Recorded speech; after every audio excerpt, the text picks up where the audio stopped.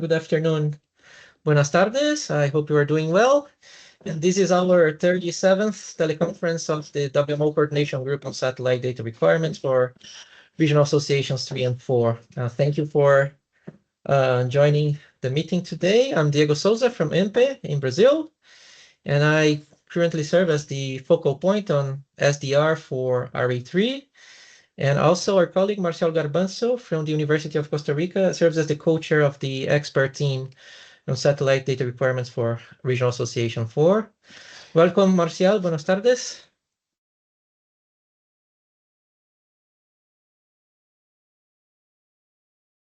¿Escuchas, Marcial?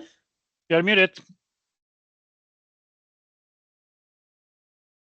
Sorry. It's now we can hear you. I hope we have a very good meeting today. Yeah, thanks everybody for joining the meeting. We are gonna be looking at some very important information, so let's pay attention to that and hope we can get the best of it. Thank you. Excellent. Thank you, Marcel. I know you're currently on vacation, so we really appreciate your taking your time to join the meeting. Okay. This is our 37th teleconference, and our last meeting was at the end of the last year. So we have today a nice opportunity to catch up with the satellite user community and share the latest updates from Satops and WMO activities and discuss user requirements as well. And during our last call, our colleagues from NOAA provided updates on GOES 19th, GeoXO instruments, user engagement activities, and data distribution plans. They also introduced the NEON LEO program. Our colleague from UMEDSAT presented an overview of the WIS 2.0. CIRA presented a very nice product under development called the Satellite Cloud Cross-Section product. And from the user community, our colleagues from Panama presented an overview of their NMHS, how their NMHS use satellite data and their challenges, requirements, and priorities. And we concluded the presentation with the results of the Early Warnings for All survey.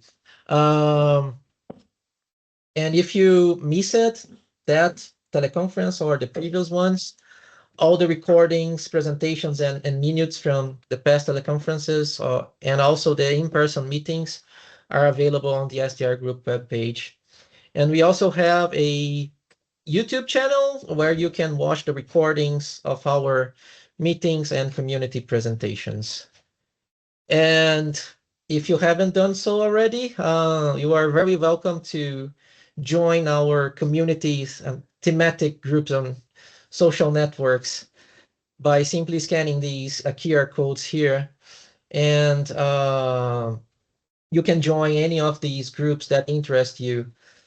We currently have dedicated groups for GOES-R, GEONETCast, data processing and visualization, AI, general satellite user community, and other topics as well. And as we always mention during these teleconferences, from our experience, these informal groups are a great way to stay connected with the community, exchange our experiences, ask questions, and keep up with the latest developments. For example, our GOES-R group was especially active yesterday during the temporary GOES 19 outage. And the community used the group to share updates and notifications from NOAA, discuss alternative satellite imagery that could be used while GOES 19 data were unavailable, and also to keep the community informed as service was restored. So this is a nice example of how these groups, these informal groups, facilitate communication across our user community. And this is the agenda for our meeting today. We will begin with an update from our colleagues at NOAA. We will provide the latest information on current and future satellite missions and other relevant topics. And next, we will continue our series of community presentations. And in this case, our colleagues from the Meteorological Directorate of Chile We'll show the development of GLM-related resources and present some case studies demonstrating their application. It's a bit noisy here, guys. Sorry about this background noise. And next, we will hear some updates from SDR, including a nice pilot project currently underway in our region. And then we will move on to WMO updates. We will also provide an update on GEONETCast-Americas, including information from the latest user group webinar. And to finish, we will wrap up the meeting with updates on training activities and opportunities in our region. Okay, so let's move on and get started. Move on to our first presentation, updates from NOAA. And before we begin, just a reminder, your questions and comments are very welcome, and they are really an important part of these teleconferences. And if you would like to ask questions but don't feel comfortable to do it in English, feel free to ask in Spanish and we will do our best to translate. Entonces vamos a empezar con la presentación de NOAA. Vuestras preguntas y comentarios son muy importantes y bienvenidos, ¿no? Y parte muy importante de estas reuniones. Si prefieren, puedes hacer vuestras preguntas en español y vamos a intentar traducir. You can also use the chat to submit your questions. También puedes usar el chat para escribir tus preguntas.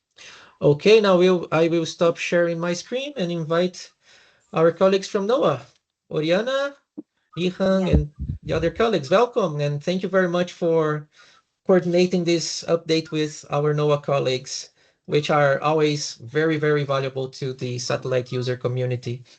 Thank you. You can share your screen. Thank you, Diego, and thank you, Marcia. Thanks for having us here, and hello, everybody. Saludos a todos. My name is Oriana Villar, and I work for NOAA NESDIS Office of International and Interagency Affairs. And I'm actually the POC for the RA-IV SDR. And with us today, I have Li-Hang Zhou, as well as Ed Grigsby, who Li-Hang is from our LEO program and Ed is from our GEO program. And at the same time, I have Ellen Ramirez, who is our from our satellites, Office of Satellite and Product Operations office.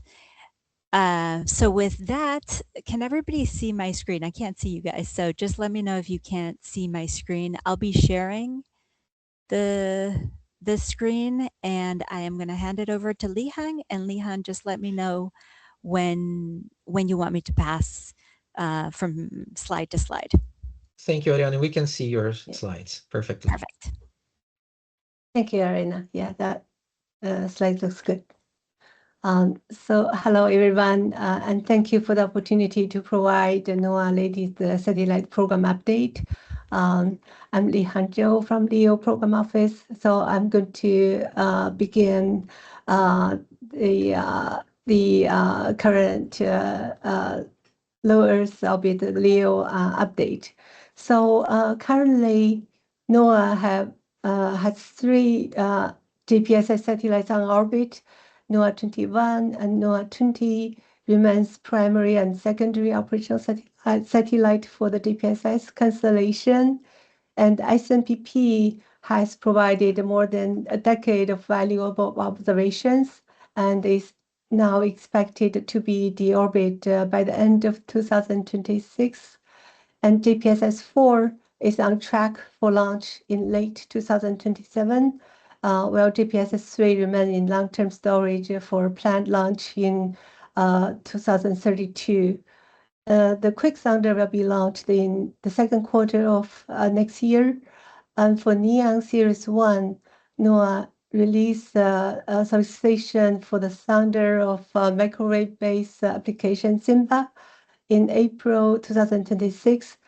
Supporting a national mid-2030s launch.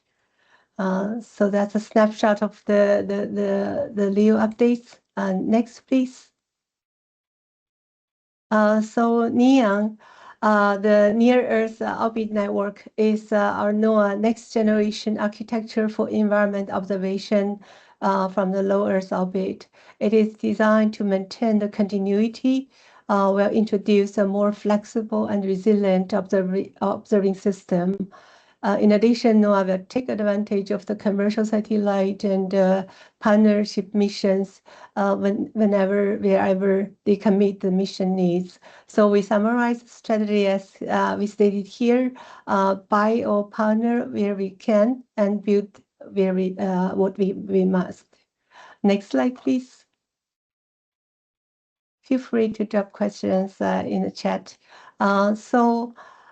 Here is NEOM program overview.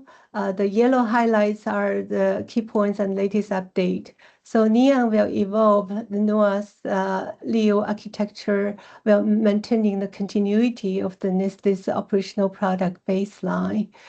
And NEOM Series 1 will develop next generation microwave and infrared sounders, as well as low light capable imagers that are critical for the numerical weather prediction. And the program will also sustain the existing JPSS partnerships and establish new interagency, international, and commercial collaborations. Next slide, please. So here listed the major differences, compare with the current JPSS versus the NEOM architecture. So as you know, JPSS use a relatively large spacecraft, carry 4 or 5 instruments, while NEOM will distribute instruments across multiple smaller spacecraft. So NEOM spacecraft will generally carry a single instrument tailored to a specific observational mission. The expected spacecraft life cycle will decrease from approximately 5 years under JPSS to about 3 to 4 years under NEOM. This approach will allow NOAA to introduce new technology more frequently and respond more quickly to the evolving users' requirements. And most importantly, the disaggregated architecture will improve flexibility, agility, and resilience by reducing the dependency on a single spacecraft. Next slide, please. Thank you. So what is NEOM? NEOM is NOAA's next generation weather satellite planned to provide continuity from JPSS beginning in the mid-2030s. QuickSounder will serve as early demonstration of the commercial small satellite approach envisioned for NEOM. And Series 1 will include advanced microwave and infrared sounders for atmospheric temperature and moisture observations, which is critical to the NWP forecasting. It is also include a low light capable weather imager to provide critical imagery during both daytime and nighttime conditions.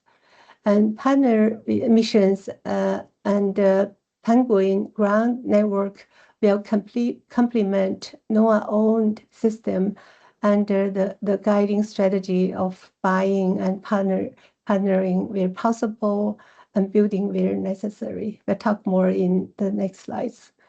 So here we lay out the NEOM program initial scope.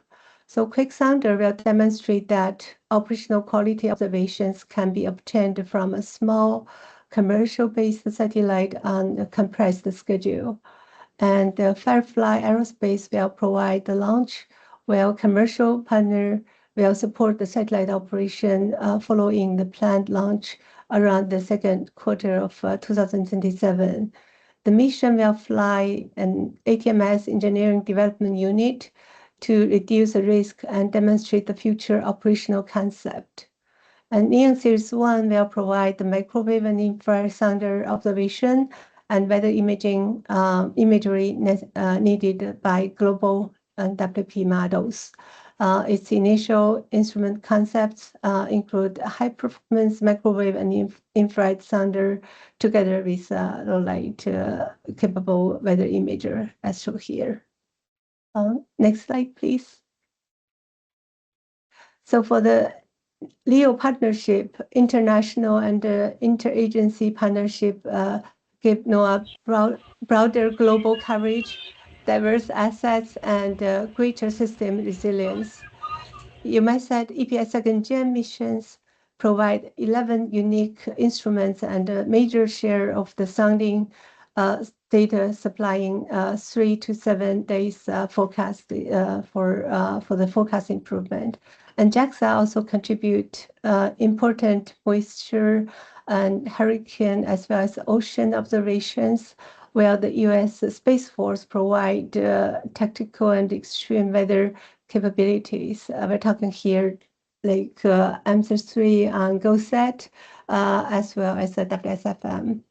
And we also cooperate with NOAA and KSAT, expand the access of high latitude ground stations, allowing data to be received rapidly during each orbit.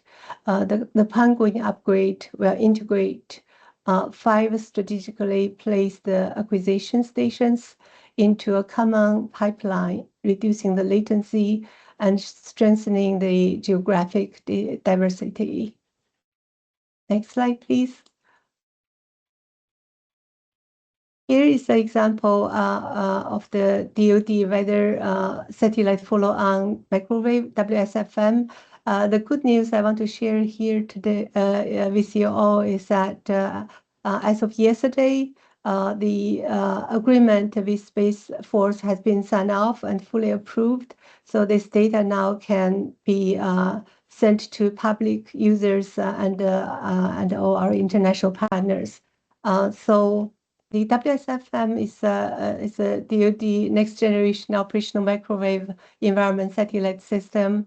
It launched, as you know, April 2024, and intended to replace the key microwave capabilities provided by the DMSP satellites.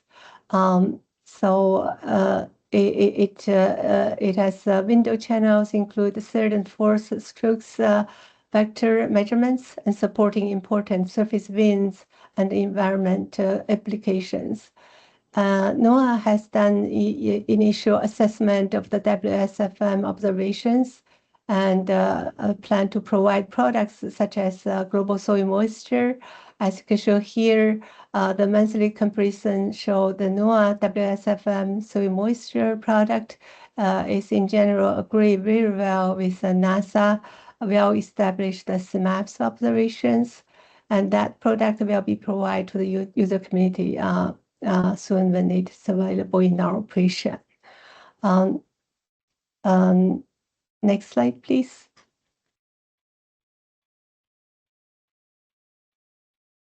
I also want to quickly mention also M3 data. Congratulations to our JAXA colleagues. The M3 data on GOSAT GW also declared public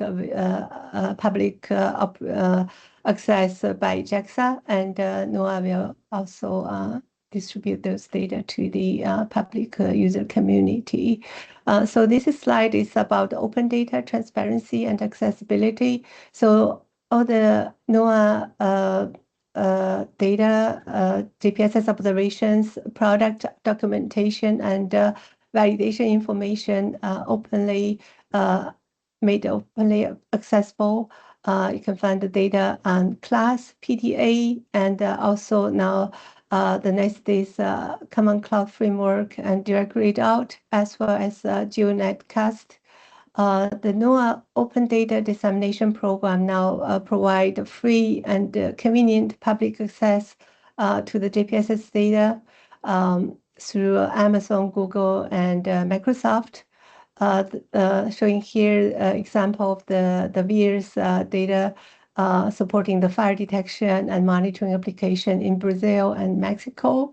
And all this the algorithm data, algorithm documentation, and instrument information can be found on the NOAA STAR website showing here. I believe now I can turn to Ed to give more GOES update. Thank you. Thank you, Li-Heng. Yes, if we want to pause right now and see if there's any questions for Li-Heng, and then we can move on to Ed and Geo. How does that sound? This is good. Thank you. Thank you very much, Lihang, for your presentation. And I have one question here from one of my colleagues in Brazil, and I didn't know how to answer regarding NEON. And I think this is an interesting question. As with the current JPSS program, all the instruments are on the same spacecraft. And in the future mission, each small satellite in this disaggregated architecture will carry a single instrument, right? How the observations from these different instruments could be combined if they are acquired at different times. You know what I mean? How will users work with multiple measurements when each instrument may observe the same area but on different time frames? I don't know if I'm clear. Yeah, I got your question. I think that it seems a great question. So I think there's a different aspect to address it. First, the intercalibration become very important because we have now sensor on different satellite platforms, so we have to carefully do the inter-satellite calibration, make sure the observations are accurate and consistent. And also, NOAA is establishing the common ground system.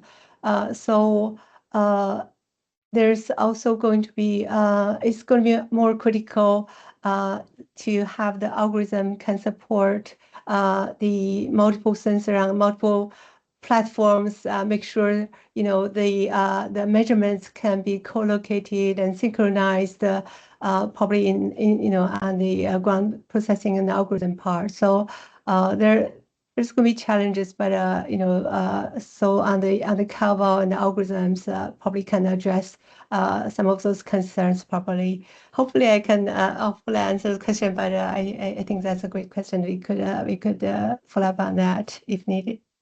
Thank you very much. Okay, so inter-satellite calibration for consistent measurements, and NOAA common ground system that would provide algorithms to guarantee measurements are synchronized. I think I can help the question answer the question from my colleague here. Thank you very much. And it's also great to know that the VIIRS data on NOD is already supporting activities here in Brazil. Thank you very much. Thank you. Well, thank you so much, Lihang. I don't see any further questions. So with that, Ed, I'm going to hand it over to you. And I'm here to move on slides for you. Okay, great. Well, good day, everybody. I'm Ed Grigsby. I am the GEO Program Director. Within the GEO program, we have both GOES-R and GeoXO. So I'll be talking a little bit about GOES-R, mostly about the future GeoXO. Let's see. The first slide. Okay. All right. Let's go with the GOES-R update. As most of you know, I'm sure GOES 19 had a burp yesterday, and it was offline for a little while, but now it's back up. Bless OSPO for that. And I'm sure Ellen will answer any questions if there are any questions about GOES 19. It was put into service as GOES East on April 7th, 2025. We launched it in 2024. GOES 18 is West. GOES 18 was launched in 2022. Excuse me. GOES 16 is our primary on-orbit backup, and it was launched, believe it or not, in GOES in 2016. 2018, GOES 17 went up. I know all these numbers are confusing, but GOES 17 had a little bit of a problem with its cryogenic radiator for the infrared, and so it's secondary backup right now, primarily not used for imaging. Space weather, it can be used for lightning mapping, but we don't anticipate having to use GOES 17 for imaging because of that IR problem. Next slide, please. Okay, GeoXO is the future. GeoXO is planning to launch in 2032 the first satellite in the series, GeoXO1, will go to goes west position. It will have ABI-5, which is an imager of GOES-R heritage. It was the 5th imager that we built in the GOES-R timeframe. And it will have the first sounder in geosynchronous, which is pretty exciting for us. ABI-5 is being used because of the timeliness of this launch. We need to make sure that we have a spare on orbit, and so GOES 16 is now projected to have end of life around 2032, 2033 right now. So GeoXO1 will replace GOES 18. GOES 18 will go into storage and be our backup. Pending approval of all this new architecture, we're going to have sounders on each one of the 4 satellites in development right now. The first new imager will be on GeoXO2, which will be GOES east position, and that will launch in 2034. And GeoXO3 will have an imager and a new imager and a new sounder, and GeoXO4 will have a new imager and sounder with 2039 and 2043 replacing GOES 19 and then GeoXO1 and GeoXO2. So that will carry us into the 2050s. Next slide. So the good news is that the enhanced capability of GeoXO is going to enhance all of our applications. We have been focusing on the weather mission, but the applications that we see with the GOES-R series are going to continue. That is our intent, and they will be now enhanced dramatically with the new imaging capability and the new sounding capability. So volcanoes, wildfire, aviation, drought, severe weather, and hurricanes especially will have enhanced capabilities from the sounder. And I'll get into the imager and sounder specs here in just a minute. Next slide. Our imager, GXI.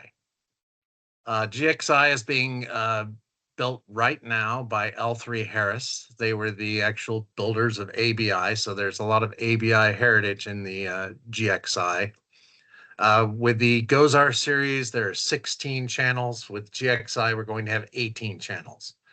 2 new channels, I'll talk about it in a second, and 7 others have sharper images, which we have resolution of up to 4 times the ABI resolution for 7 of those channels. We will have, with these new channels, new information about water vapor and atmosphere detection, especially for tracking atmospheric rivers. Next slide. And here are the channels. These are all of your favorite channels, including 0.91 and 515 for enhancing tracking of low level water vapor. So these 2 new channels will, as they do exist on MTG-IRS, are already showing increased visibility into those low level clouds, and the applications that we're seeing from EUMETSAT with the MTG, imaging satellite are incredible. So you'll notice that the spatial resolution is greatly enhanced in the 0.47, 0.64 in the visible, the near infrared, and the midwave, and 1 long wave channel. So we're looking forward to those enhanced capabilities in 2034 launch. Next slide. The sounder, and I hope everybody understands what, and I'm sure you do, what an IR sounder is all about, but it will provide layered visibility of up to 1 kilometer layers at nadir for the atmosphere. The Fenyang, China's geosounder on Fenyang, is showing a potential increase of up to 43% improvement in hurricane track and regional forecasting, which is incredible. We've been trying to get a geosynchronous sounder for the last 40 years, and this will be the first one over the Americas. Very exciting. So 2032, you'll see on GeoXO1 the first U.S. GOES sounder. Next slide. From the beginning of the formulation of GeoXO, and I'm sure you were involved in 2019, most of you, we have had a pretty robust user engagement, and we want to continue that user engagement throughout the development of the reformulated GeoXO. As you all have, I'm sure, paid attention to the evolution of GeoXO, due to budget constraints, we had to reformulate over the last year. And so the ocean color, the atmospheric composition, and potentially lightning mapper will not be manifested on the GeoXO satellites. Imaging and sounding through the 2050s. Next slide. Our user engagement updates are happening as we speak. This last week we had a weather symposium. We're planning on having a fire weather again and an aviation in July or August of this year. The IRS data that we are receiving right now from EUMETSAT is providing a huge prototype for us, a pathfinder for our sounder in the future.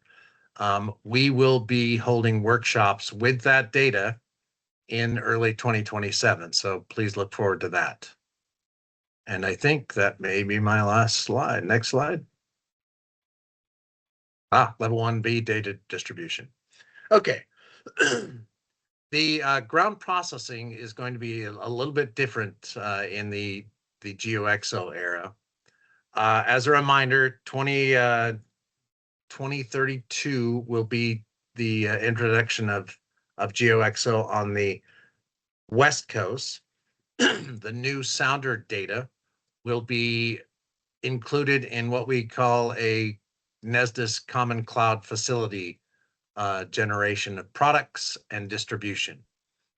The current GOES R series has dedicated computing systems that actually produce the L0 to L1B and the L1B to L2 plus product generations and distribution. In the future, it will be cloud-based. And in the near future, the GOES R data is going to be cloud available. All level 1B users beyond NCCF will access it through NCCF. And these volumes are large, and they're getting larger. With GXS, it's about 3 to 4 times the data volume of ABI, and GXI is about 1.5 times the ABI data volume. So you can imagine it's going to be very, very, very hard to take care of archiving and data product generation. And in the cloud and with technology advancing, we assume that it's going to have exactly the same latency as GOES R or smaller latency than GOES R. Next slide.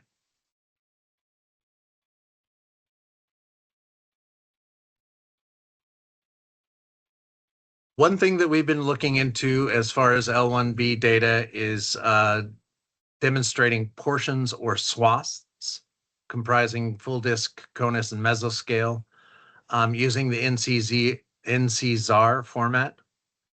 That format, if you're not familiar with it, is compatible with NetCDF. We are contemplating that, but there's no baseline for that quite yet. So when we do have user engagement forums, please ask about this type of capability in the future. So OCS, which is our NCCF provider within NESDIS, is demonstrating results right now. Next slide.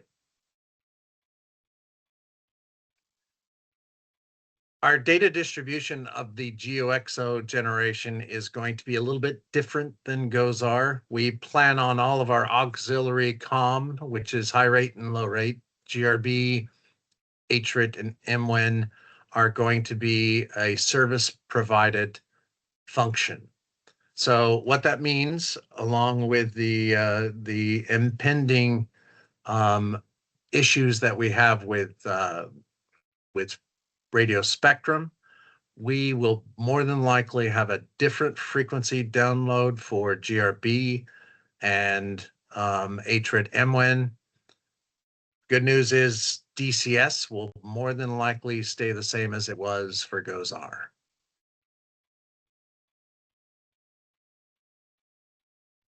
Okay, so what that means to the users is that they're going to have to replace their existing L-band receivers and antenna with systems compatible with frequencies. Have not chosen those frequencies yet. And that cost is going to be borne by the users, which is unfortunate, but that's what we have to do, because we cannot afford to have a downlink that is going to have severe problems from interference. That's for both GRB and HRIT MWEN. DCS, as I noted, is going to be about the same for both DCPR and DCGS, DRGS, excuse me, DCPC. So I think we're a few megahertz off our original GOES-R frequency, as you can tell in the third row. The L-band frequency is only shifted a little bit because of the potential interference, which means you're going to have to change your filters in any DCS system. Next slide. So in the future and in the near future, our L1B and L0 products are going to come through the cloud. All data will be available to all of our users, just as it always has been, but it'll be through the NCCF. And its egress is in the GeoXO era is going to be particularly challenging for folks because of the data bandwidths. We are going to try and increase the latency by improving the distribution of swaths. Again, TBR, and any of the L1B radiance data is going to be included in commercially rebroadcast high rate data, meaning we're going to actually contract a vendor to go out and provide those services for us for GRB, HRIT, and MWEN. Next slide. And I think this goes without saying.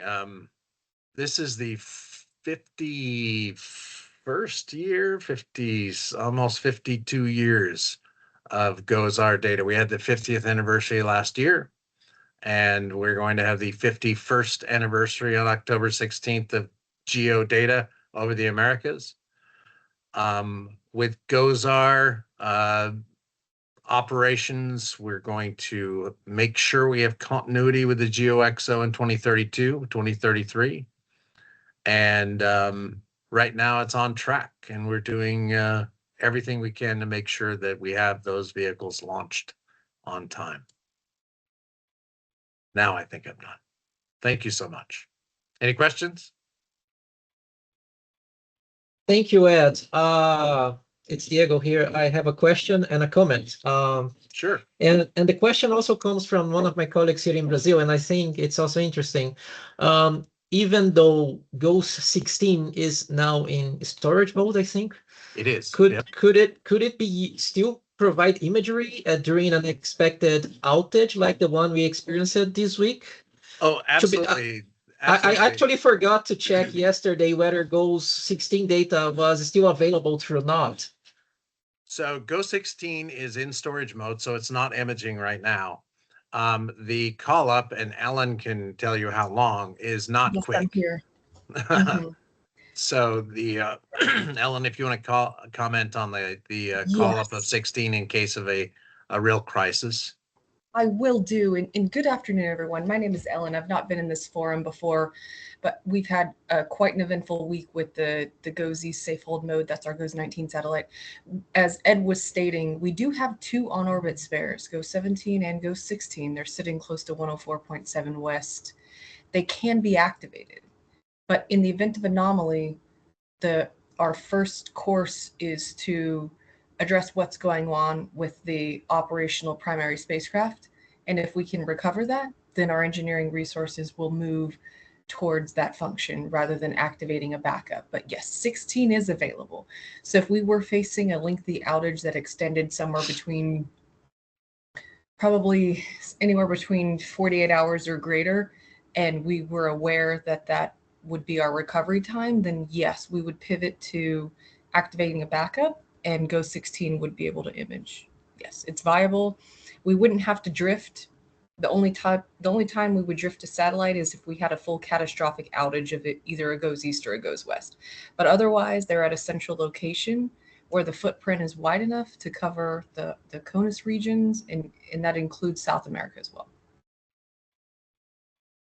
Thank you. Thank you very much, Alan. It's great. It's great to know that 16 could still be used in the future during similar situations. And related to that, a comment is that we always learn something from these situations. And I remember that some colleagues from countries covered by both GOES East and GOES West, when they switch it from GOES East to GOES West during the outage, they were surprised by the quality of the imagery over their country. Of course, it wasn't quite as good as the West one, but it was still very good for Central America, for example. So, but for South America, for example, yesterday we had a severe weather in the southern part of South America, and unfortunately, GOES West is not covering that region, so some of our colleagues from the community needed to use imagery from Meteosat, which provides at least some imagery from that region. So we are always learning. Thank you. Yes. So are you getting proper notifications, Diego? Do you Yes. see our satellite alert messages? You do? Okay. Yes, yes, and we are sharing these notifications through these WhatsApp groups, so everyone is informed as well. Okay. All Yeah, right. Do you have Ellen, any other questions? Yes. Go ahead, Oriana. I was just going to say, I don't know if you were here for the very beginning of Diego's presentation, but there are user groups where they share. So there are different user groups per section, so GOES, GEONETCast, etc., where they share updates, etc., etc. So aside from getting the NOAA ones, then there's this whole other network to be able to share that information. Okay. All right. That's good to know. Yeah. Thank you for having me here. If anybody has questions about anomalies or recovery, you can go ahead and ask me. As Ed said, he gave a fantastic presentation on the high-level overview and the outlook for geo extended observations, but I'm kind of here right now because we were in a precarious state a few days ago. But you did an awesome job. Thank you, Osmo. Mhm. Thank you, Ellen. Thank you, Ed. And another Great. comment is that it is very interesting to hear that GeoXO, the SWAT will be available immediately after the acquisition, rather than having to wait for the entire full disk image to be completed. This will reduce the latency and will be particularly beneficial to our colleagues at higher latitudes and in Central America, for example. Go ahead, Absolutely. Marcial. Absolutely. Thank you. No, I just wanted to go back to the lightning imagery and if they could clarify if there's going to be anything like the GLM instruments in the GeoXO, either east or west, that would be very beneficial because it's a product widely used by the community. So the lightning mapper has been demanifested from GeoXO, and we have no plans to put a lightning mapper on any of the GeoXO as of right now. Including the West one? I thought GLM5 would be there. So the first launch, GeoXO 1 in the West, Originally, mid-year last year, we had a manifest of a GLM build from its spare parts, and unfortunately, the build became unaffordable. It escalated in price 4 times its original estimate, and we could not manifest it. It was unaffordable for the program. So Congress recommended in language from our appropriation, our budget process, that we have sounders and imagers only. And that's what we are formulating for the GeoXO domain. I see. Thank you, Ed, for the clarification. Jose Galvez, you have a comment. Yeah, hi. Can you hear me? Yes. Hi, Yep. Jose. ¿Cómo estás? Bien. Yeah, good to see everyone. I have a question for Ed. I don't know if this is true, but I would like confirmation. Do you know if the current GOES R series satellites are still going to be kind of a backup to cover the GLM deficiency once the GOES XO satellites are launched? So there have been discussions, but no determination if they're going to continue to provide lightning mapping. If you look at the phasing of how GeoXO is going to be launched and brought in, GeoXO 1 is going to be in place in 2032 on the West Coast, and 19 will still have lightning mapping on the East Coast for the next 2 to 3 years. So in 2034, 2035, when GeoXO 2 gets launched, it will go into the East position, and 19 will be put in a storage location. That's what we're assuming right now. We do have the capability to have on-orbit storage. So depending upon the health of 18 and 19, well, especially 19, 19 may go longer, but that is years away from determining. But once GeoXO 2 is on station, on GOES East station, then there will not be lightning mapping as a regular observation.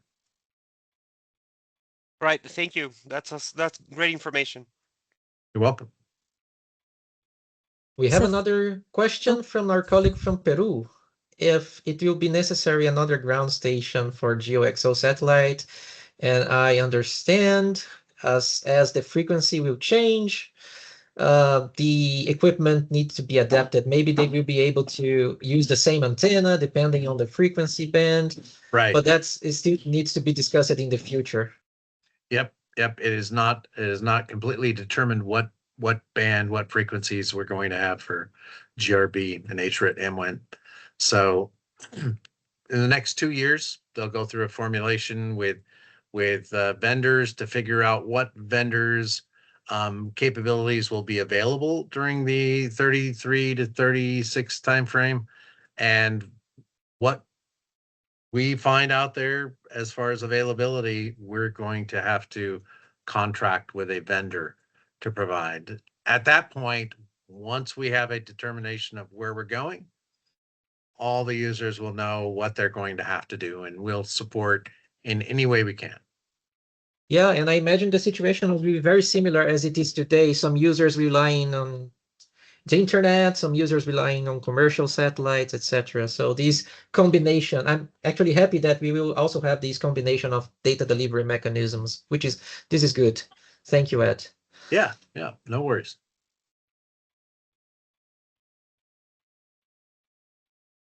Any other questions?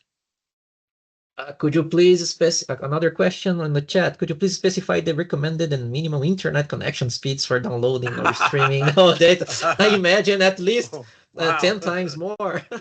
Yeah, with those kind of speeds, you could definitely wait days if you wanted a low speed connection, or you could, wait a few minutes with an extremely high connection. So I can't recommend. You'll have to do what you're going to do. And as some countries, they lack higher internet speed. That is why it is really, really important to have alternative mechanisms. Absolutely. That's something for NOAA to consider, as it always, NOAA always consider these challenges in our region. I think these were all the questions. Yes, and I would just add that if there were other follow-up questions, you can always send my way or to Ed or Li Hung or Ellen, and we'd be happy to respond or put you in touch with the right person. And then I see Marcial had added a comment in Spanish about needing that there's going to be the need for a clear understanding of the equipment that's going to be required when the changes come down the lines. And just so that everybody is aware, that's something that I've been talking with Ed and with, well, more with Ed, but with others at NOAA as well, about for when we know and when we can communicate that out to the community. So as that information becomes available, we'll be channeling it out to everybody. Yep. Yeah, and I imagine the same situation. It would be very similar between as the situation during the transition from GOES 13 to GOES R. I remember we started discussing these, the changes in our equipment in the NOAA Satellite Conference on 2013, 4 years before launch. So we had plenty of time to discuss the necessary equipment, to create some documentation that all the NMHSs could use as a reference for their, tendering process. So as soon as we know the frequency and the future dissemination mechanisms, we can work in this group to, to facilitate this transition to the whole community.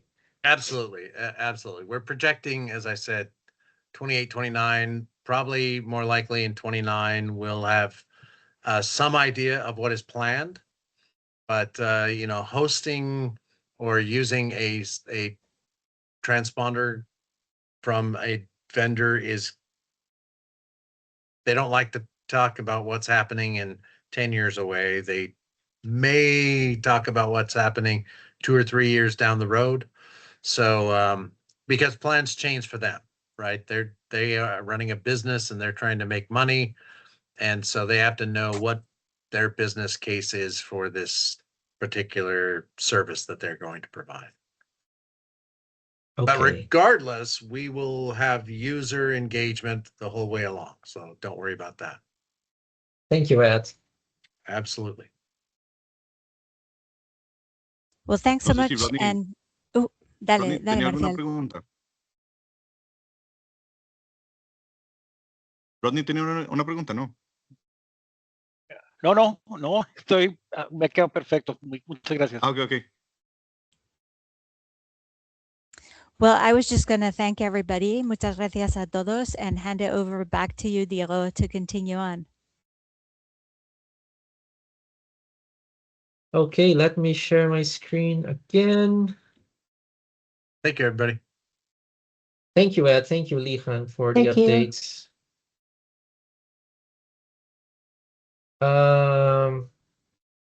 Now let's move on to our satellite user community updates. The next item in our agenda, and we will hear a presentation from the Meteorological Directorate of Chile, delivered by our colleague Marta Canel, covering GLM related resources and case studies they have developed, including the derived products like FED, TOA, and MFA products, as well as quick guides and tutorials available in Spanish.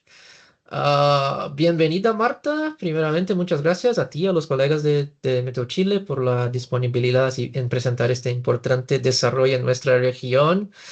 And this, before she, you see in this presentation that GLM is very important, and it is one of the data sets that is more used in our region. And I'm seeing some comments here in our groups that people saying that they really wish a GLM, a lightning mapper would be available in future missions as well. But as we see, there are some restrictions, but let's hear our colleagues from Meteo Chile.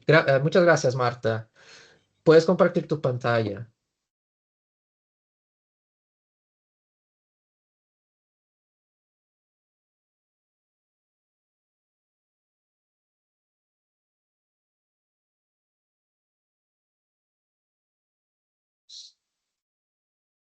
¿Ya se puede ver?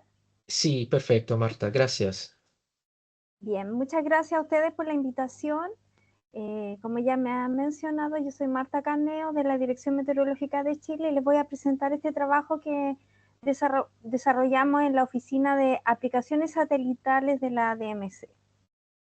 Consistió en aplicar los productos del GLM, que son el FEB, el MFA y el TOE, y a través de esta misma información que obtuvimos del AVI, pudimos determinar la temperatura de los topes nubosos asociados a las tormentas eléctricas en Chile.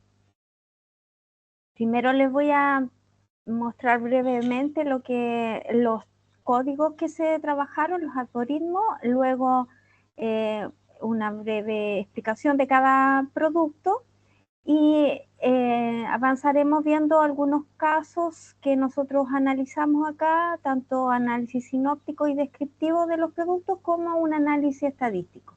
Finalmente les voy a mostrar cómo se trabajó en la Dirección Meteorológica de Chile la automatización de estos productos. Bien, entonces el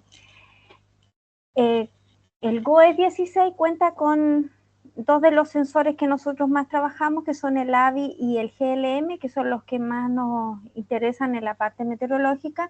Y la Dirección Meteorológica había ya trabajado bastante todos los productos que se obtienen del AVI. Sin embargo, el GLM estaba un poquito de lado, por eso decidimos trabajarlo en este estudio. Bueno, conocemos bien el algoritmo que trabaja los datos del GLM, que los va agrupando y luego nos entrega en principio un archivo de datos que nos da la ubicación de cada rayo. Entonces eso era lo que nosotros teníamos hasta que se hizo este trabajo nuevo, y lo que nosotros teníamos en la página web y lo que podíamos ofrecer a nuestros meteorólogos operativos era este producto donde están los puntos donde se generaban las tormentas eléctricas. Entonces, nuestro trabajo estuvo centrado en el código abierto que se hizo del GLM Tools, realizado por Bruning, y que consiste en hacer un cambio de malla a los datos del GLM, ya que en principio están en 8 kilómetros, y este código los pasa a 2 kilómetros para igualar con los datos del AVI y luego poder superponer esta información. Entonces, para poder trabajar estos datos, nosotros no contábamos con el código, sin embargo, el grupo de trabajo de procesamiento y visualización de la R3 y AR4 de la OMM, liderado por Diego Sousa, desarrollaron un repositorio de este código. Entonces, consiste en que tiene dos códigos principales los que uno puede trabajar, que son un código que hace la descarga y hace el cambio de malla del GLM Tools, descarga los datos directamente de Amazon cada 20 segundos.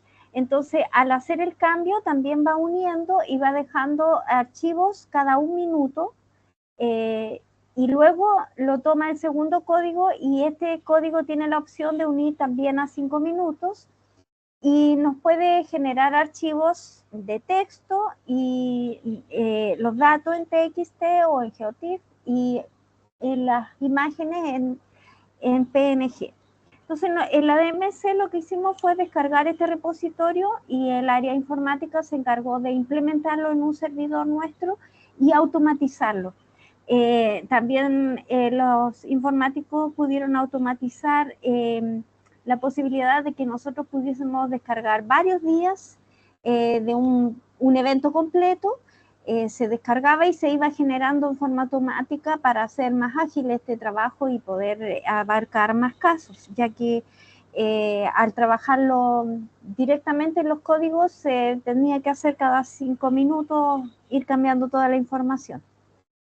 Bien, los productos que se pueden obtener son la densidad de destello por área, la energía óptica total y el área mínima de destello. En el FED podemos tener información del inicio de la convección, detectar núcleos de tormenta más intensos y posible impacto severo. En este ejemplo tenemos un caso, en la escala de colores fue hecha para casos en Estados Unidos donde tienen una mayor cantidad de tormentas por evento. Sin embargo, en nuestro país no son muy intensas las tormentas eléctricas, sí que muchos eventos generan tormentas, pero no tan intensas. Por lo tanto, en principio decidimos adaptar la escala de colores dándole más realce a partir de los 8, ya que en Estados Unidos está a partir de los 16 destellos. Luego, al hacer ya el estudio estadístico, nos dio un valor de 5 destellos ya para nosotros es importante, por lo tanto la escala de colores se adaptó a partir de 5 destellos, ya tiene, ya se destacan los valores del FED. Luego tenemos el producto de energía óptica total, donde este producto nos ayuda a detectar los lugares donde hay posibles descargas a tierra, ayuda a ofrecer o se pueden determinar las zonas donde hay fortalecimiento y debilitamiento de las tormentas, y esto se puede ver como si fuesen focos que se van iluminando, como en este ejemplo, en las zonas que se ven más brillantes, donde hay mayor energía, y se pueden caracterizar escenas convectivas y analizar los puntos donde hay amenazas de rayos de nube a tierra. Por último, el producto área mínima de destello es un producto que nos ayuda a determinar el largo que puede tener o hacia dónde se desplazan los rayos. Por ejemplo, los tonos brillantes nos ayudan a identificar los rayos que se están desarrollando prácticamente en la vertical. Entonces, son los puntos donde podrían haber mayor probabilidad de que los rayos lleguen a tierra. Los tonos más oscuros, en cambio, son rayos que se desplazan en forma horizontal, que podrían estar desplazándose en los topes de la nubosidad, por ejemplo, en los yunques.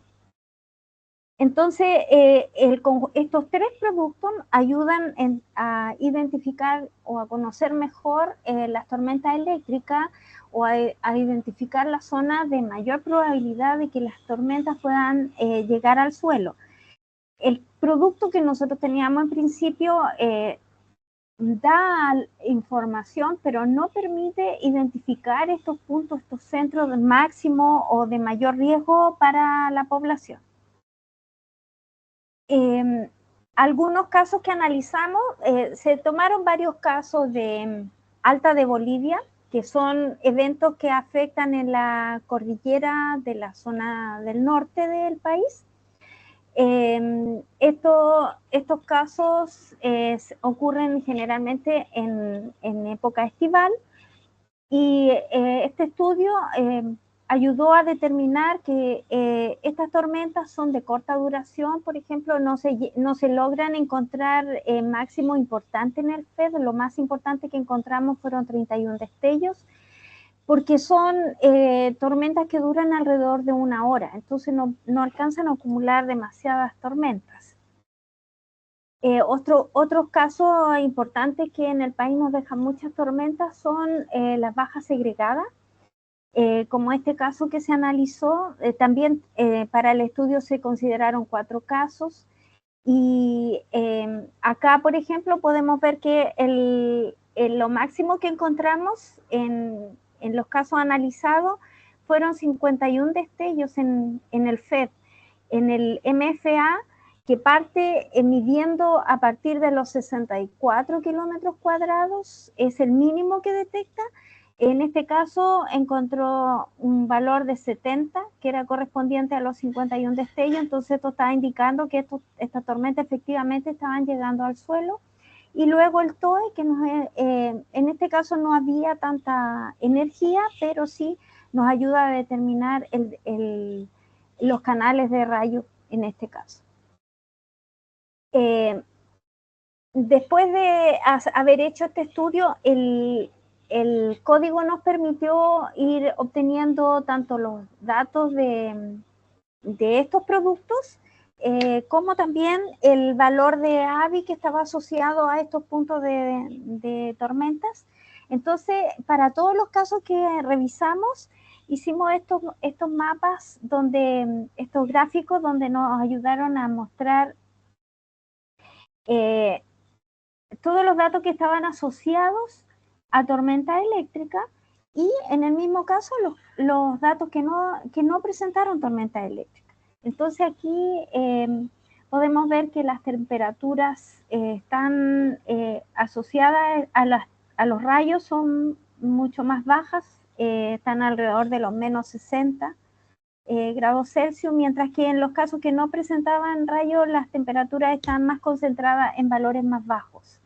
Asimismo, lo hicimos para los casos de baja segregada y sistemas frontales, Isla de Pascua. Cada uno nos fue mostrando las diferentes condiciones. En el caso de Isla de Pascua, por ejemplo, tuvimos en caso de sin tormenta un máximo también de temperaturas bajas, pero que podrían ser sistemas frontales que no presentaron tormentas eléctricas.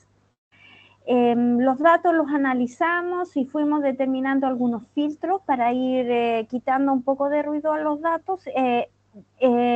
En cuanto a las temperaturas, pusimos un máximo de temperatura en los menos 15, de acuerdo a los estudios, a la teoría, que a partir de los menos 15 grados, bajo esas temperaturas, los topes nubosos ya presentan tormentas eléctricas, mientras que los extremos también fueron quitados y dejamos algunos rangos para luego analizar por caso.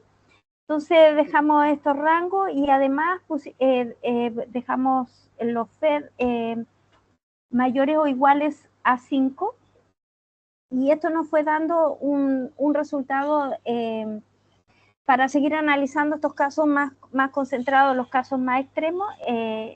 En un sistema frontal este es un gráfico de violines que muestra los distintos casos de sistemas frontales que nosotros analizamos. El primer caso lo dividimos en lo que consistía en tormentas asociadas a la inestabilidad y a la banda frontal. Y encontramos que asociado a la banda frontal las temperaturas son mucho más bajas, mientras que las nubes que presentan tormentas eléctricas asociadas a la inestabilidad son más cálidas debido a que tienen menor desarrollo vertical. Y así pudimos ir interpretando los distintos casos y para todas las condiciones que analizamos. Luego, con esos rangos de temperatura ya filtrados, obtuvimos los porcentajes más altos asociados a cada una de las condiciones y nos permite entonces obtener estos rangos de temperatura. No es una estadística muy robusta, ya que no son muy frecuentes los casos que tienen tormentas eléctricas acá en el país, pero por lo menos tenemos ya algunos rangos de temperatura en los que el pronosticador podría ya estar considerando cuando las tormentas van de acuerdo a esos topes, a las temperaturas de los topes nubosos, cuando ya estas condiciones pueden ir generando tormentas eléctricas. En cuanto a la implementación que se hizo ya en forma definitiva para obtener estos productos para los operativos, se hizo, la parte informática trabajó con una nueva versión del GLM Tools que se trabajó para hacer el proceso en un menor tiempo, y este código se implementó también en un servidor en forma estable. Se hace todo el trabajo del cambio de malla donde se aplica el GLM Tools, y luego hicimos, también se trabajó en un código de postproceso donde se unen los 5 minutos, y estos datos se van a un visualizador que tenemos en la dirección meteorológica, que es el Virtual Weather, para el cual se paga una licencia, y ahí se van generando los productos superpuestos con la imagen satelital, y están disponibles en forma operativa. Se hace la unión de 5 minutos, y estos datos están disponibles entonces ya para nuestros meteorólogos, y además próximamente esperamos tenerlos disponibles en la página web, también ojalá hacer algún almacenamiento histórico y disponible para el público, y además esto ya sí está configurado, un almacenamiento en un servidor permanente. Los productos se van generando en forma continua, y como les decía, ya están disponibles para nuestros meteorólogos. Como apoyo de todo este trabajo que se realizó, se hizo un informe bastante completo, está muy bien explicada toda la parte del trabajo de los códigos. También se generó un tutorial que va a estar disponible en nuestra página web, y con un caso en particular, también hay folletos que ayudan a explicar cada uno de los productos. Esta presentación y otra un poco más extensa que nosotros realizamos cuando se presentó ya en la dirección meteorológica, y todo esto disponible. Todo este material ya lo compartí con Diego, si a alguno de ustedes le interesa. Y eso sería, tengo un caso muy importante que tuvimos en enero de este año, que fue una baja segregada y afectó durante 2 días continuos en el territorio nacional, y primero en la zona sur. Dejó registros muy importantes. Nosotros lo máximo que habíamos encontrado en un caso de baja segregada eran 79 destellos en el FED. En este caso alcanzó hasta un máximo de 135 destellos. Y el segundo día esto se trasladó hacia la zona central del país, muy poco habitual en la región metropolitana. También se registraron montos importantes, tanto de precipitación como de destello, que en este caso hubo 21 destellos. Hubo bastante desastre con este caso, y bueno, hay muchas personas que han participado en este trabajo, principalmente el trabajo del repositorio que se realizó pues, a través de Diego Sousa. Nuestra dirección meteorológica, hay una gran cantidad de informáticos que fueron cooperando en el trabajo a medida que se fue avanzando. Hubo etapas bastante lentas, que se avanzaba poco, pero se iba asignando otro de acuerdo a las necesidades. También tuvimos apoyo de algunos de nuestros meteorólogos que nos ayudaron en la parte estadística, en las revisiones, y así gente que nos aportó información. Todos están acá nombrados, y nuestros agradecimientos para ellos. Esa sería mi participación. Tengo además, que me había pedido Diego, si podía mostrar algunas imágenes, Claro, algunas animaciones, ¿verdad? Sí, algo guardé. Este fue un caso ya no recuerdo la fecha, que fue cuando tuvimos la reunión. Ese día estaba precipitando y teníamos tormentas eléctricas que estaban afectando. Esto, así es como lo pueden ir, así como va obteniendo el producto ya nuestros meteorólogos operativos y van trabajando con estos productos. Eso sería mi participación. Muchas gracias. Muchas gracias, Marta. Excelente. Yo solo quisiera comentar que es muy interesante ver que parte de ese trabajo surgió a partir de una de las acciones definidas durante nuestra última reunión presencial en 2022, que sería la creación de un grupo de trabajo dedicado para estas cuestiones de procesamiento de datos, ¿verdad? Y entonces empezamos a organizar reuniones y en una de las reuniones de este grupo en 2023 fue donde discutimos cómo procesar crear estos productos derivados del GLM.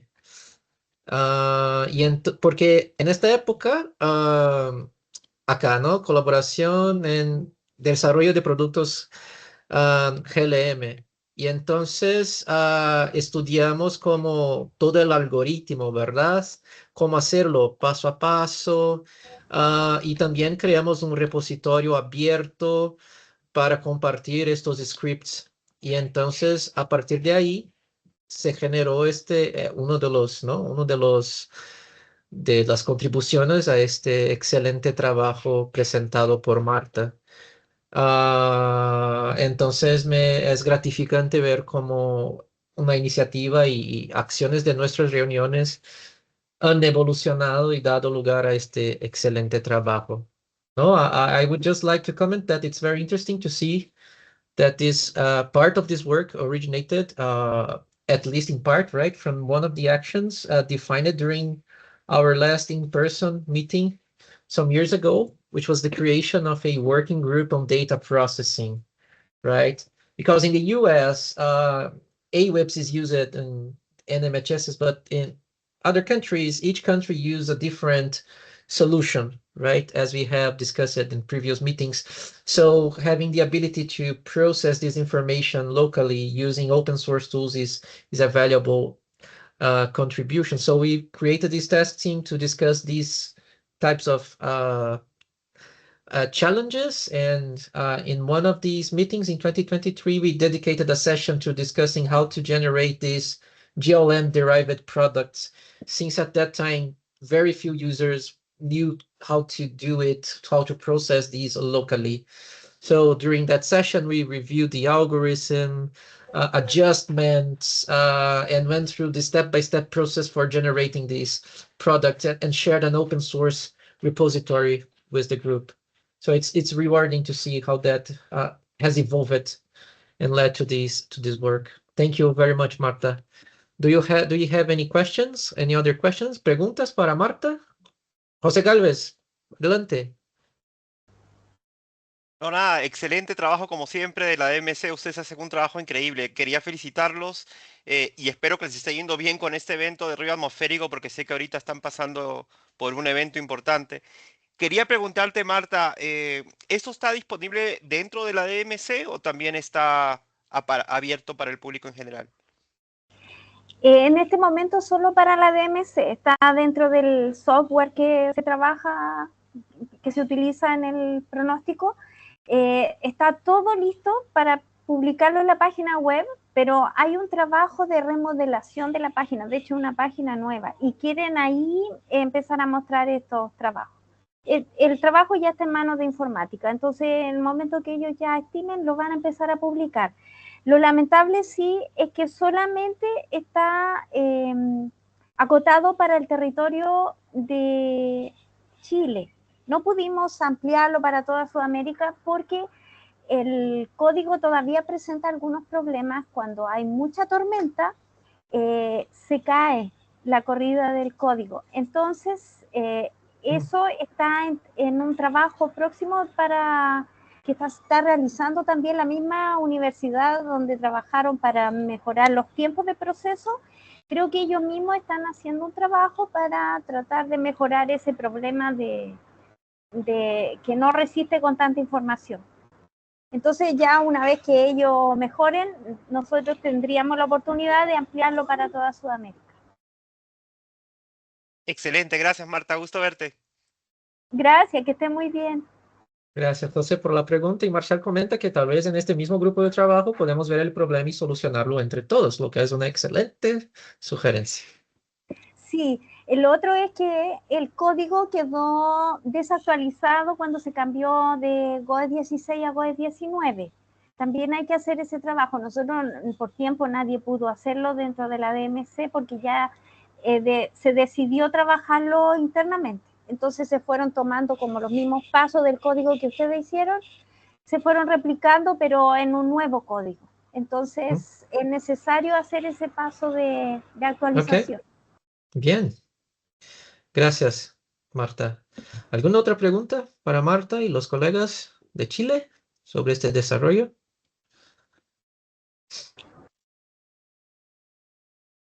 Ok, si no, podemos avanzar para nuestro próximo tópico. Muchas gracias otra vez, Marta. Muchas gracias a todos y a ustedes principalmente por estas oportunidades que nos dan de avanzar en nuestro trabajo. Excelente. Que estén muy bien. Muchísimas gracias. Okay, let's move on and hear now the SDR updates, starting with a very interesting regional project. Let me open the presentation here. And the project is called Strengthening Early Warning Systems in Belize, Guyana, Jamaica, and Suriname through Improving Satellite Data Utilization. This is a pilot project involving new satellite receive stations in these 4 countries. It's a very interesting initiative and it is worth sharing with the community. I will present this briefly just to give you an overview of the project and how it can benefit not only these 4 countries, but the satellite community as a whole. Right now, we have an ongoing project titled Strengthening Early Warning Systems in Belize, Guyana, Jamaica, and Suriname through improving satellite data utilization. And the main objective is to enhance the technical capacity and infrastructure of these countries, strengthening their early warning systems. And as we have discussed it in other meetings in our region, thanks to the great job by NOAA, as we have been discussing, this variety of satellite dissemination mechanisms for accessing data. We have mechanisms, antenna-based mechanisms such as GRB, HRIT MWIN, HRD, GEONETCast.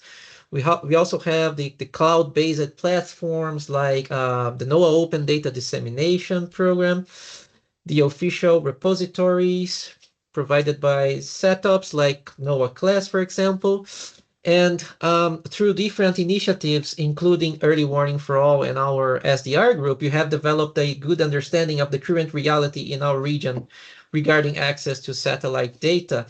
And these 4 countries are among those with the greatest needs in our region, particularly in the Caribbean, as required by this project. They either have limited access to satellite data or they lack redundant access, as we have discussed it in previous SDR calls. So we have been able, through these initiatives, to map and better understand the current status of these countries. So this project was proposed last year and includes the installation of redundant satellite receive stations with both satellite and cloud-based mechanisms operating in parallel. For the satellite-based component, we will use GEONETCast-Americas, and for the cloud-based component, we will use a combination of Unidata's Internet Data Distribution System, NOAA's Open Data Dissemination Service, and the WMO Information System 2.0, also known as WIS 2.0. And this redundancy ensures that if one system fails for some reason, the other will continue receiving data. And each station will have 2 workstations, one dedicated to data acquisition and another for data processing and visualization, using Python-based tools as well as AWIPS, which is the standard software used by the US National Weather Service, but it's not used as much by the international community, but the project team, especially our colleagues from Costa Rica, led by Marcial, they are preparing documentation demonstrating how AWIPs can be used by the international community as well. So this is the project structure, which consists of 3 key elements. First, the infrastructure component, which includes the installation of these redundant stations. Second, a training program for technical staff and meteorologists, which includes an online phase and 2 in-person workshops. And these workshops will cover both technical aspects such as installation, maintenance, and data processing, as well as application of satellite data and products available through these mechanisms. And third, through these activities, we aim to improve the monitoring of priority hazards in these 4 countries. The online phase of the training is expected to take place between next month, August, and September. And the in-person phase, which includes 2 workshops, one in Regional Association 4 in Belize for both Belize and Jamaica, and the other in Regional Association 3 in Suriname for both Guyana and Suriname. And these are expected to take place toward the end of the year and the beginning of next year. So after this proposal, we presented the proposal to the 4 WMO permanent representatives of these countries last year, as we required an endorsement letter from each country as required by the project. And the project was approved in March this year by CRUISE, and CRUISE is the Climate Risk and Early Warning Systems Initiative. And this initiative provides some funding pathways, and this project was submitted under the so-called accelerated support window, covering $250 of funding. Also, fortunately and coincidentally, Belize was also implementing a similar project in parallel, which included the installation of a station funded through other sources. And as a result, we were able to combine these resources from both projects and procure better equipment. Regarding the in-person workshops, we are planning 2 regional hands-on workshops, each lasting 5 days and hosted in 2 different countries. And each workshop would be supported by 3 trainers with 3 participants from visiting countries. Workshop number 1, hosted by Belize towards the end of this year. And workshop number 2, hosted by Suriname. Both workshops would cover installation, maintenance, and troubleshooting of both satellite and internet-based reception systems. Also, data processing, product generation, and the operational use of satellite data for forecasting and early warning applications. This is the project timeline, where we can see a high-level overview of the project activities. The project was approved in March this year, and the tender process is currently underway. And the contract with the winning bidder is expected to be signed in September, with equipment distribution planned between September and October. The online training sessions will take place between August and September, and the 2 hands-on workshops are scheduled for Q4 this year and Q1 of next year. And that's essentially it. I'm particularly excited about this project, not only because of the hardware component, but also because of the training on satellite data applications. I'm especially looking forward to that part, which will be kindly led by our colleague Jose Galvez, who is also here with us today, who is currently working with CIRA. And as many of you know, Jose always delivers outstanding training sessions. And another important outcome of this project is that all the documentation developed, including guidance on using AWIPs with these receive mechanisms, and the refined procedures for station installation and maintenance and best practices for operating multiple data reception systems in parallel. All of these will be shared with the user community. So even though the project directly supports these 4 countries, these knowledge, these documentation and resources that will be generated by this project will benefit the entire satellite community. And that's it for now. Do you have any questions regarding this project? Or Marcial, would you like to add anything? I would just like to say that I hope you can hear me well. My connection is not very good today. Yes, we can hear you. I think it's a great opportunity for these specific countries to improve on their equipment and methodologies used to gather and process data. And it also opens the door for better communication and improvements in the region as a whole.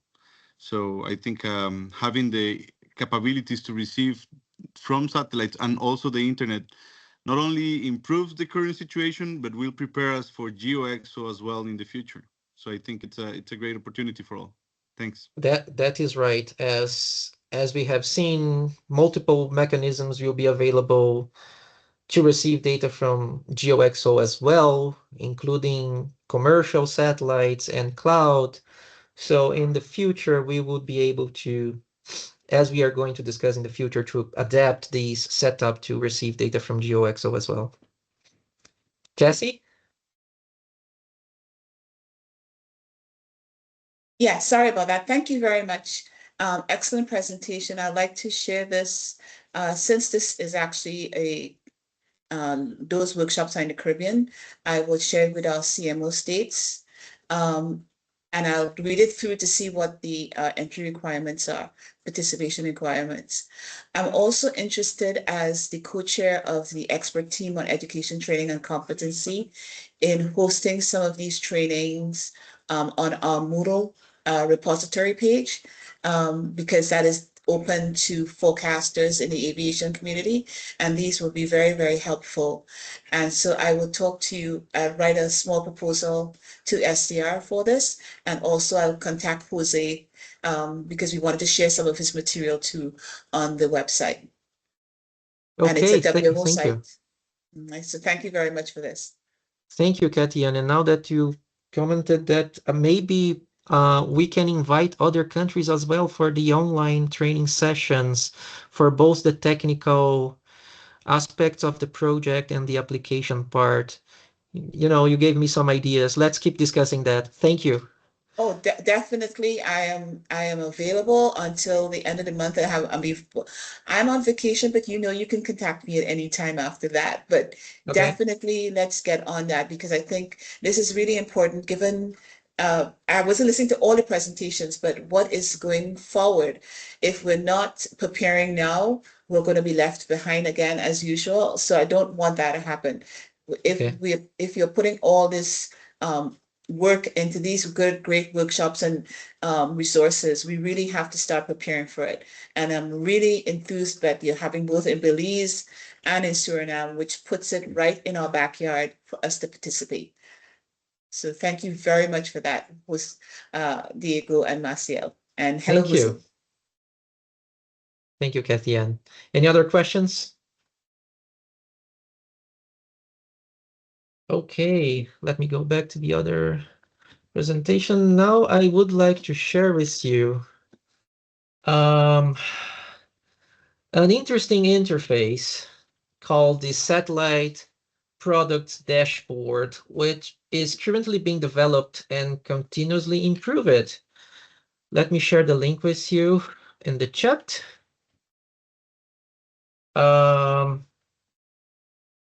Okay, so as you can see, it allows users to search for satellite products by hazard category, right?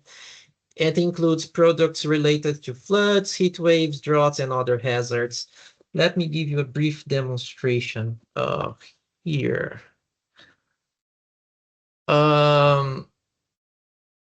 It's called the Early Warnings for All Satellite Products.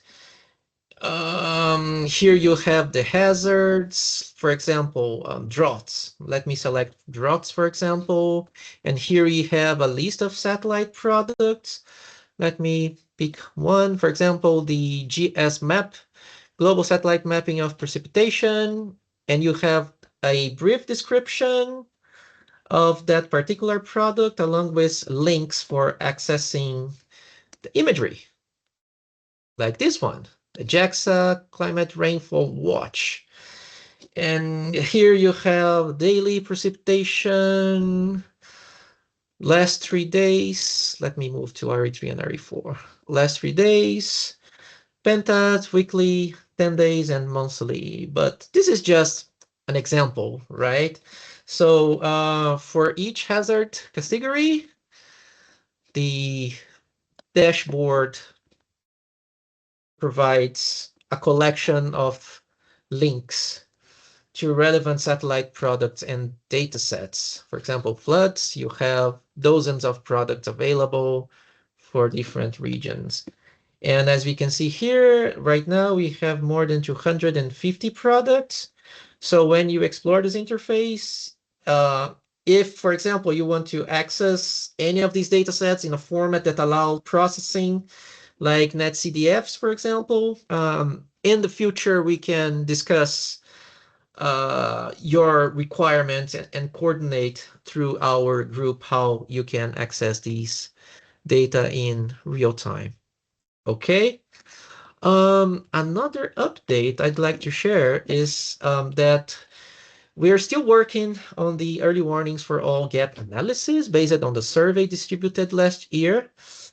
And we will follow up by email over the coming weeks as we continue refining the results. And here I would like to thank Zoya for her support.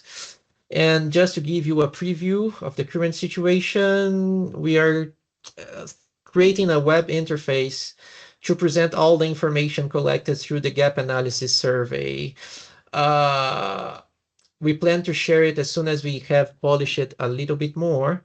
But as you can see, the website provides an overview of the results, including some key statistics. Let me zoom in.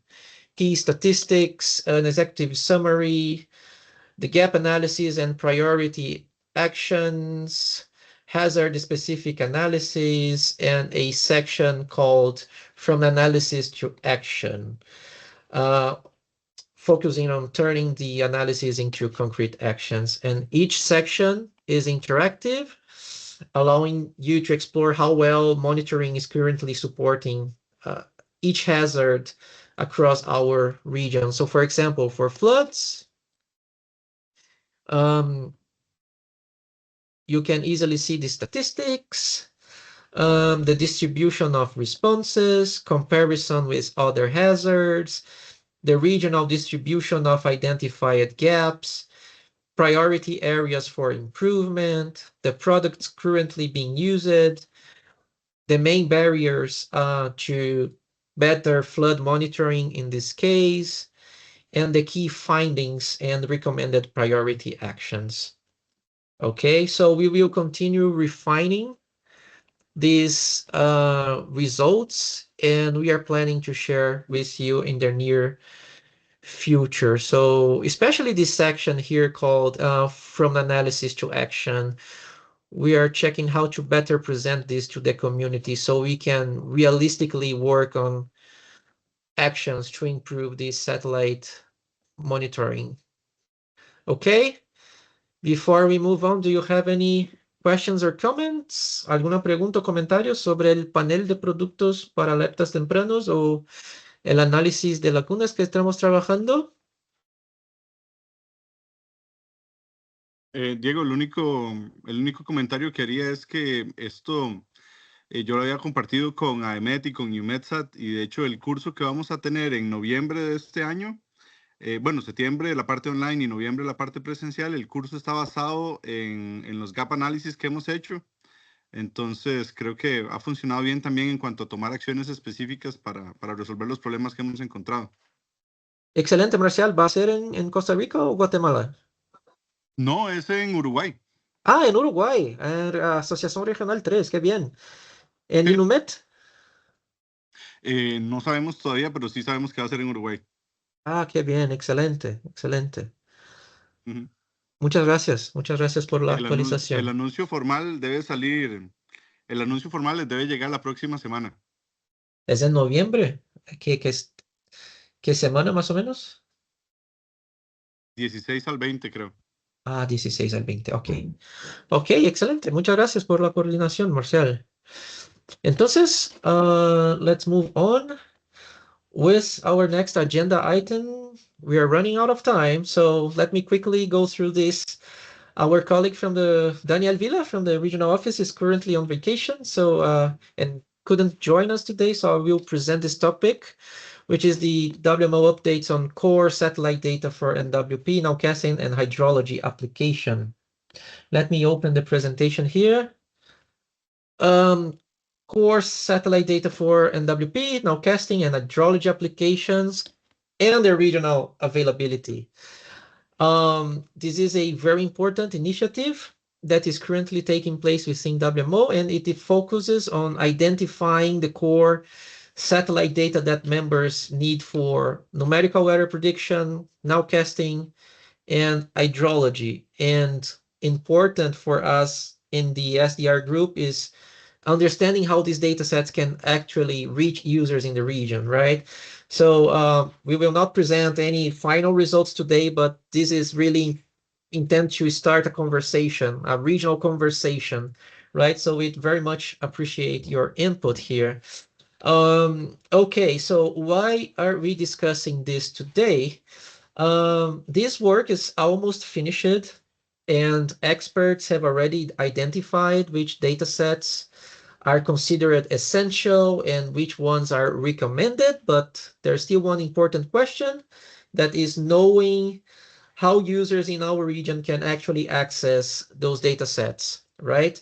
So we prepared a first draft document listing possible distribution mechanisms and access point. Let me share the table with you in the chat so you can take a look. There it is. You can open it and you can see this table here. And we have two tabs, core satellite data and recommended satellite data, right?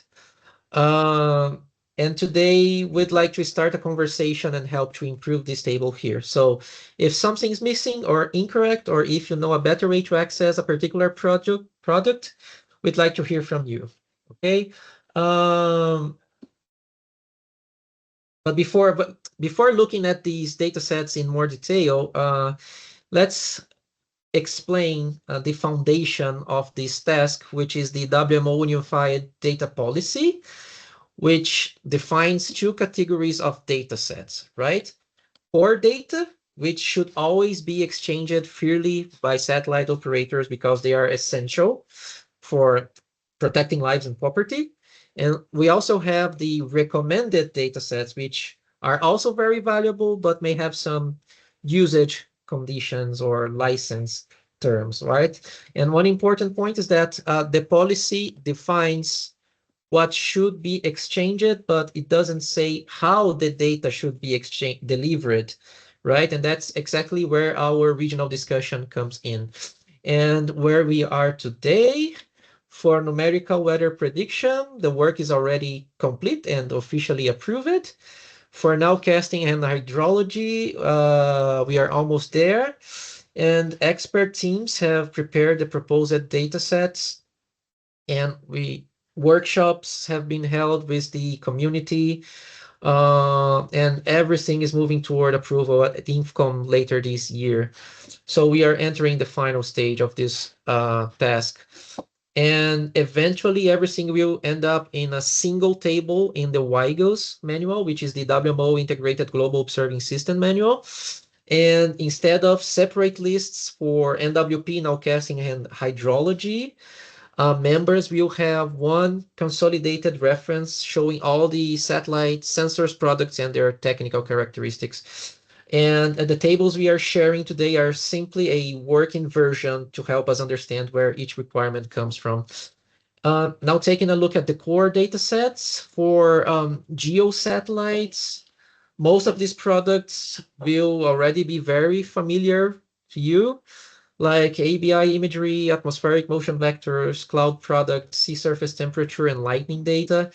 And the important message here is that these are now considered part of the core global observing system as defined by WMO. Here we have the polar orbiting satellites, and besides visible and infrared imagery, we have microwave sounders, microwave imagers, scatterometers, and other sensors.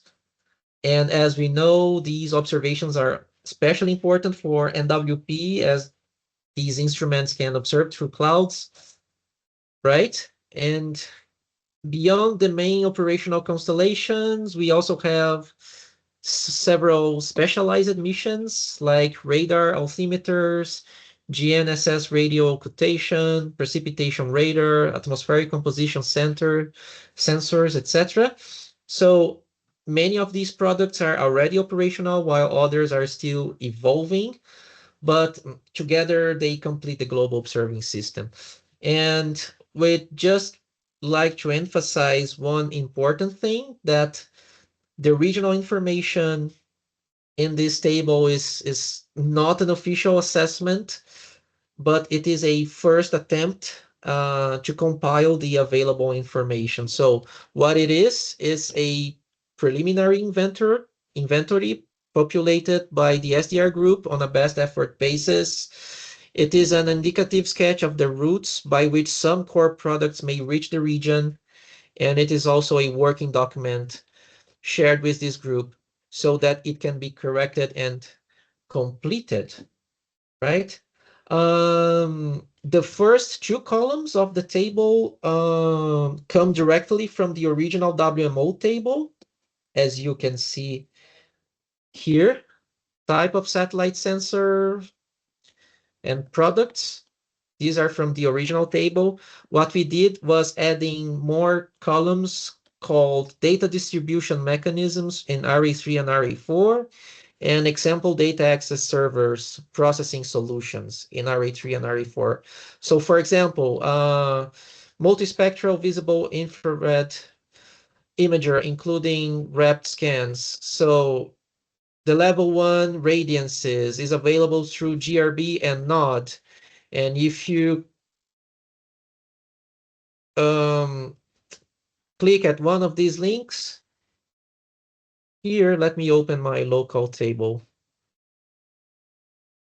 You can easily access these data sets through these mechanisms, like this one, for example, the radiances from the level 1B radiances from ABI, from GOES 19 available in Amazon Web Services, for example. So if I click here and click at any of these files, you can download this information. So what we are doing is, for each one of these core and recommended data sets for NWP, hydrology, and nowcasting, we are specifying the data distribution mechanisms and an example server or access point that you can easily access these data sets. Okay.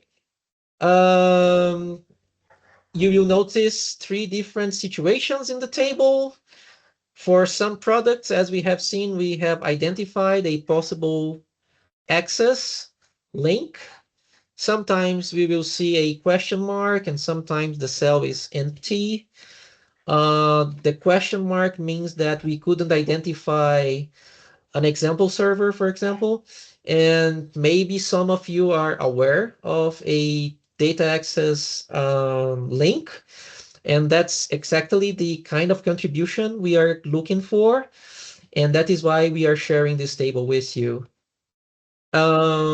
These are some of the distribution mechanisms we have identified, and most of them are already familiar for you, like GEONETCast-Americas, NOAA Open Data Dissemination, CSPP, which is the open source package we use it by some of us, GRB, FTP, LEO Direct Broadcast, the UMETSAT satellite application facilities with data like the scatterometer, soil moisture, and etc.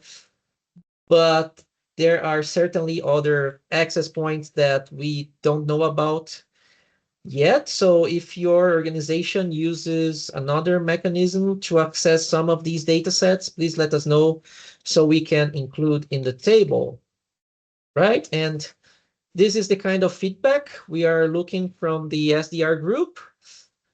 which is a very practical feedback. How do you access these particular data sets?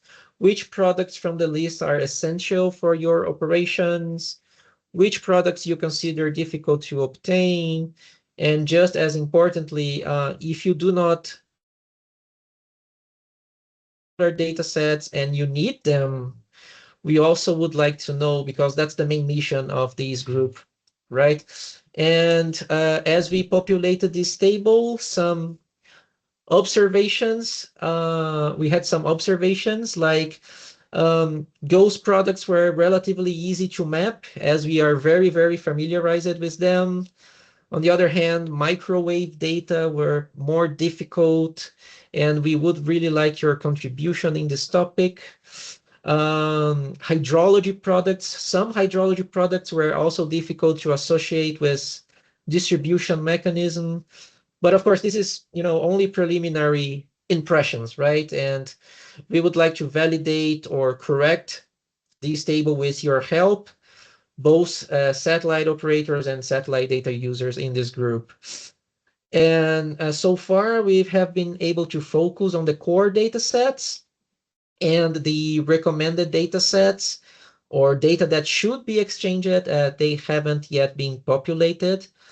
Maybe SAR could be a good place to start since it supports all three application areas, NWP, nowcasting, and hydrology. And we know that some of you are experienced with SAR data. But of course, this is something that we would like the community to discuss together in the near future. So where we are and where do we go from here? Here we have a timeline, and this work started about 2 years ago. Today, with this presentation, we are beginning this regional consultation, right? And over the next few months, we will refine this document based on your feedback. And the final version will then support discussions at INFCON 4 later this year. So if you would like to contribute to this task, you are more than welcome to do so, whether reviewing the table, helping with a particular sensor, or simply sharing your operational experience. Okay, and that is the main purpose of this presentation for today.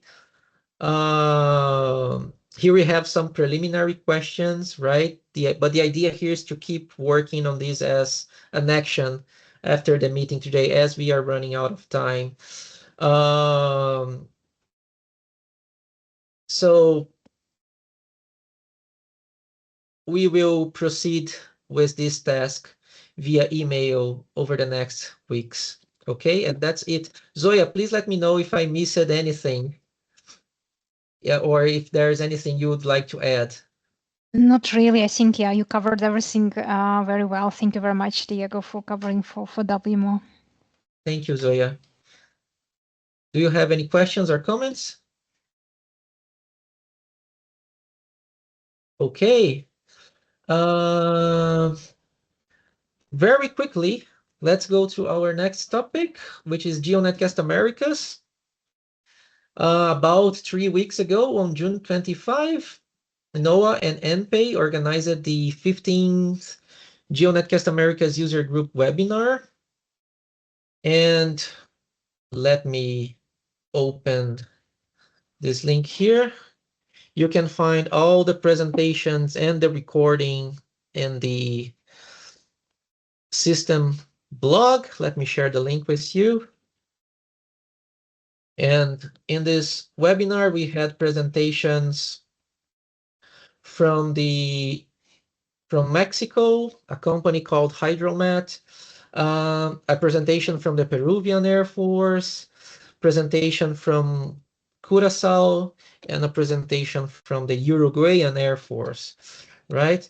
Also, we have created a dedicated WhatsApp group called the GNC International Maintenance User Network, o la Red Internacional de Usuarios para el Mantenimiento de Estaciones GEONETcast.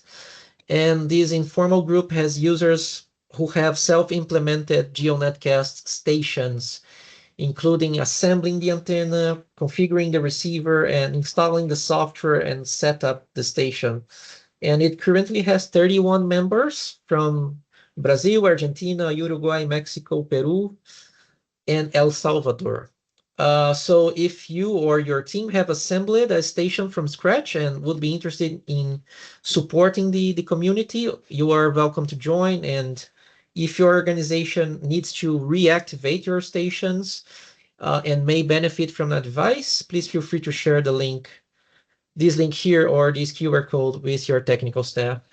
As we only have a few minutes, let me jump to the last topic, which is training updates on training activities. I just would like to share with you the WMO Virtual Laboratory newsletter, which is a recent initiative. Let me also post the link for the first 2 editions of the newsletter in the chat. And here it is, the first edition and the second edition. Let me open the first edition for you to check. Here it is.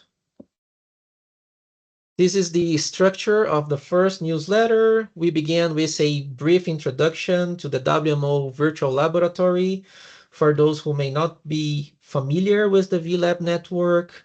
We then highlight the main activities from that particular period, including presentations and recordings shared by the VLab training centers during our meetings. And this section is particularly useful because it helps us to keep track of training opportunities across RA3 and RA4, for example. As, for example, we have the virtual training on hotspot data processing and wildfire analysis being organized by Brazil in the end of July. Or, for example, the training modules on heat waves and impact-based forecasting or flooding developed by Barbados, and so on.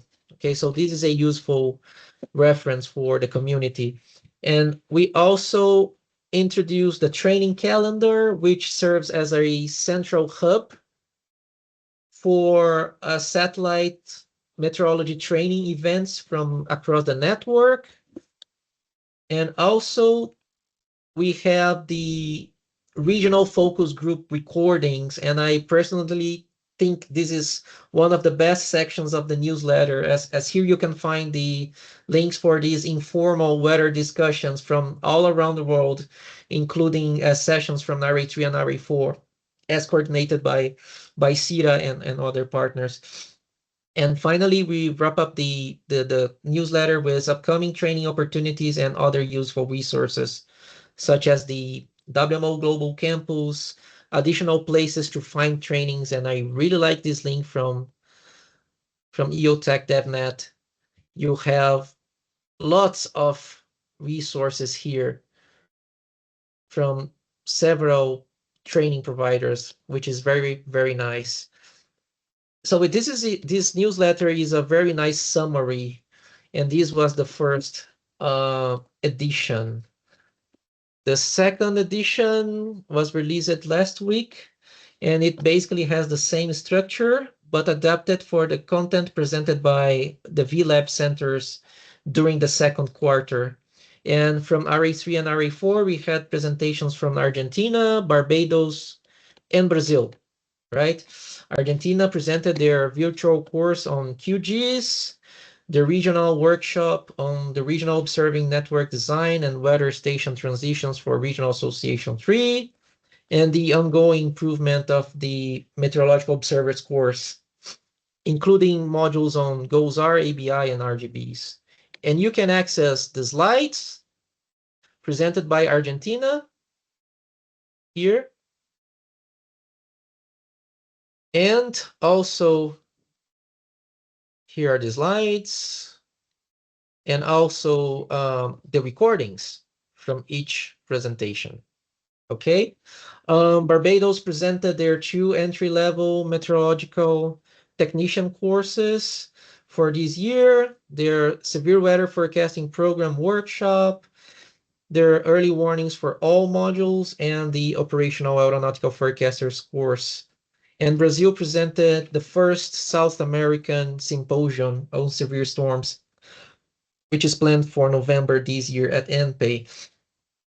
So we shared these first 2 editions with the SDR mailing list, but if you would like to subscribe, you just need to click at this button here, and we will receive future editions automatically whenever they are available. And here's the presentation from Argentina. So that's it. And we currently have almost 190 subscribers, which is a good number for an initiative that has recently been launched. And we really appreciate your help in promoting the newsletter within your organizations. And before we finish the call today, do you have any questions or comments or any other training opportunities you would like to share with the group? ¿Tienen alguna pregunta? Rodney, yo veo que tienes la mano levantada. Puedes compartir. Thank you. Adelante. Thank you, Diego. Thank you very much for all the excellent activities of this joint expert team of Regional Association 3 and 4. Regarding to the activities of the group at the V Lab, I just would like to offer from our office to organize a very small activity just to promote what you are doing to a more extended audience. I know this is a very consolidated group and it's excellent, but I think that we can really expand the community of practice, and we can really organize I think a webinar when you can showcase what you are doing, and we can really disseminate this to other stakeholders and experts in the region. So the offer is on the table, and it's just a matter of coordination when you will be available to do it, and we will provide all the necessary support. Thank you. Thank you very much, Rodney. This is an excellent idea, and I think a 1-hour webinar would be sufficient to show all, to present a short summary of all these activities through the VLab network. And your idea is very welcome. We can coordinate that, right, Zoya? Sure, that's a really great idea. Yeah, well, thank you very much to the regional office for this offer. That sounds great. Okay, before we wrap up, thank you everyone for your participation and contributions. Muchas gracias a todos, and the meeting recording, presentations, and minutes will be available in the SDR webpage here at the teleconferences tab, where you can find all the resources shared in all 37 teleconferences since the first one, more than 10 years ago. Okay. In the meantime, let's keep the discussion going and continue to work together on the regional actions that we have identified, like the input to the regional core and recommended satellite data table. And we look forward to seeing you again at our next teleconference. So thank you very much and have a wonderful weekend. Muchas gracias a todos. Nos vemos. Chao. Gracias. Chao. Gracias a todos. Bye bye. Gracias. Gracias. Ciao. Chao, chao.